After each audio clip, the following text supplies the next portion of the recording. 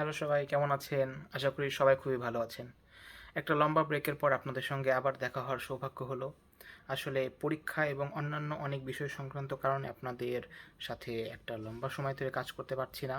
তবে আপনাদের এই হায়ার স্টাডি এবং অন্যান্য স্টাডি সম্পর্কিত বিভিন্ন তথ্য নিয়ে আমি অনেক বেশি রিসার্চ করেছি এবং বর্তমানে আপনারা তো সবাই জানেন যে বাংলাদেশের প্রেক্ষাপটে বাইরে যাওয়াটা বর্তমানে খুবই বেশি জটিল এবং কঠিন হয়ে যাচ্ছে।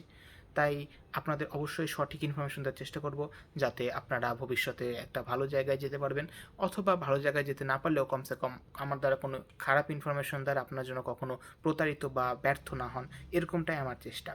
তো আজকে মূলত একটা শর্টকাট টপিকে কথা বলবো, যে টপিকটা নিয়ে ভিডিও খুব একটা লম্বা করার ইচ্ছা নেই।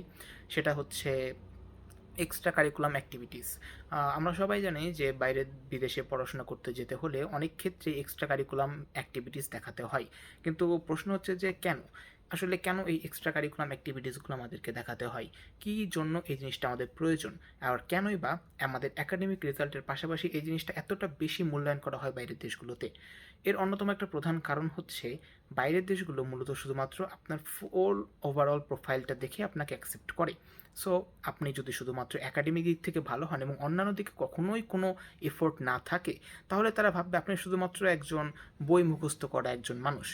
ফলে আপনার প্রোফাইলটা তারা একটা দুর্বল প্রোফাইল হিসেবে গণ্য করবে। সে আপনার একাডেমিক রেজাল্ট যতই ভালো থাকুক না কেন। কিন্তু যখন আপনি দেখাতে পারবেন যে আপনি পড়াশোনার পাশাপাশি আরও অন্যান্য অনেক কাজে যুক্ত হয়েছেন এবং অন্যান্য অনেক ভলেন্টিয়ার অ্যাক্টিভিটিস হোক বা বিভিন্ন প্রতিযোগিতা হোক বা বিভিন্ন অলিম্পিয়াড, ডিবেটিং, এরকম অনেক কাজকাম যখন আর দেখাতে পারবেন যে আপনি করেছেন, তখন বিষয়টা কী হবে, যে তারা আপনাকে একটা পজিটিভ ইম্প্যাক্টের সহিত দেখবে এবং এই পজিটিভ ইম্প্যাক্টটা আপনার প্রোফাইলকে খুবই স্ট্রং করে তুলবে। এতটাই যে আপনি চাইলে আপনার একাডেমিক রেজাল্ট এবং এক্সট্রা কারিকুলাম অ্যাক্টিভিটিসটা অন্যান্য জিনিসগুলো যদি একটা পাশাপাশিভাবে সুন্দরভাবে প্রেজেন্ট করতে পারেন, তাহলে হয়তো আপনি একটা ফুল স্কলারশিপ পেলেও পেতে পারেন। ফুল না হলেও একটা হিউজ অ্যামাউন্টের স্কলারশিপ আপনি পেয়ে যেতে পারেন এই ক্ষেত্র থেকে।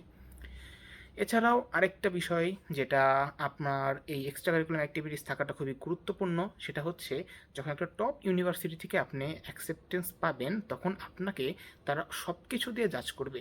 কারণ আমরা তো জানি যে বাইরের বিশ্বের বড় বড় ইউনিভার্সিটিগুলোতে শুধুমাত্র পড়াশোনারা হয় না, সেখানে রিসার্চ হয়, সেখানে কম্পিটিশনগুলো হয়, সেখানে অলিম্পিয়াড হয়, সেখানে অন্যান্য অনেক sector, dance sector, music sector, প্রত্যেকটা সেক্টরে তারা নিজেদের সেরা পারফরমেন্সটা ধরে রাখে। তো ধরুন, প্রতি বছর তারা যে পরিমাণ স্টুডেন্ট অ্যাপয়েন্ট করে, তারা যদি কোনো বছর শুধুমাত্র এই মেধার ভিত্তিতে সব স্টুডেন্ট নিয়ে নেয়, তাহলে তাদের ডিবেটিং সেক্টরগুলোতে কারা লড়বে, তাদের ডান্সিং সেক্টরগুলোতে কারা যাবে, তাদের মিউজিক্যাল সেক্টরগুলোতে কারা যাবে? আপনার বুঝতে হবে বিষয়গুলো, বাস্তবিকভাবে চিন্তা করতে হবে, এটা বাংলাদেশ নয়।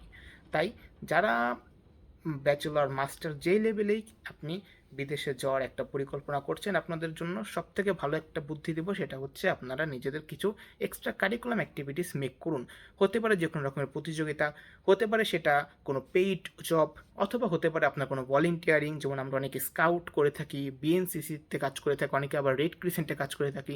এই জিনিসগুলো খুবই শক্তিশালী করবে আপনার প্রোফাইলটাকে, এবং এই জিনিসগুলো খুবই গুরুত্বপূর্ণ আপনার ভবিষ্যৎকে এগিয়ে নিয়ে যাওয়ার জন্য। একই সাথে পড়াশোনার পাশাপাশি আপনি অনেক কিছু শিখতেও পারবেন, যেগুলো হয়তো ভবিষ্যৎ জীবনে আপনার অনেকটা ভালো ইফেক্ট ফেলবে।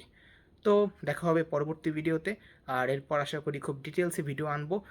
আর পড়াশোনার ব্যস্ততার জন্য আমি নিজেও একটু ব্যস্ত আছি, এর জন্য ভিডিও একটু আসতে দেরি হচ্ছে। Please compromise. দেখা হচ্ছে পরবর্তী ভিডিওতে। Good bye.